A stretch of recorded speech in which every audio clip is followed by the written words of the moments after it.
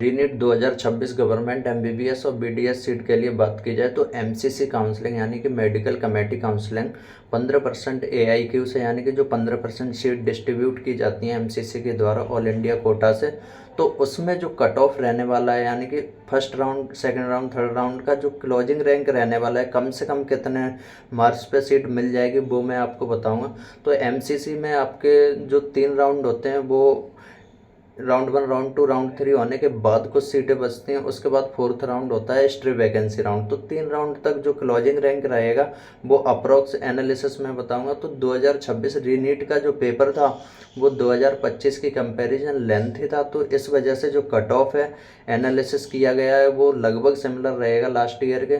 तो जो राउंड 1 का जो अगर बात की जाए ओपन से, तो 535 पे क्लोजिंग रैंक रहा है, यानी कि इस पे ये मत सोचो कि इस पे कोई सीट मिल, ये लास्ट सीट है राउंड 1 की ओपन के लिए।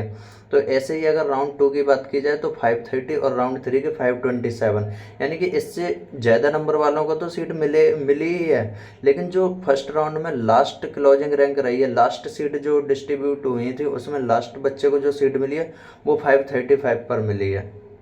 ऐसे ही अगर ईडब्ल्यूएस की बात की जाए तो 529 राउंड 1 की, 524 राउंड 2 की और 521 राउंड 3 की। ऐसे ही ओबीसी, एससी, एसटी का डाटा है।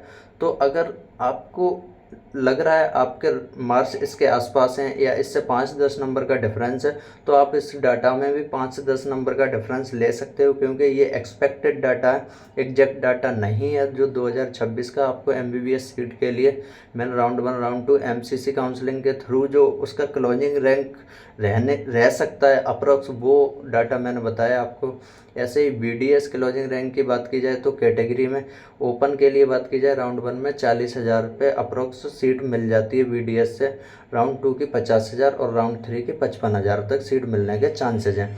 यानी कि 40,000 से कम अच्छी रैंक वालों को तो सीट मिलेगी, लेकिन जो राउंड 1 में जो क्लोजिंग रैंक अप्रोक्स 40,000 के आसपास, ऐसे ही राउंड 2 में 50,000 के, राउंड 3 में 55,000 के।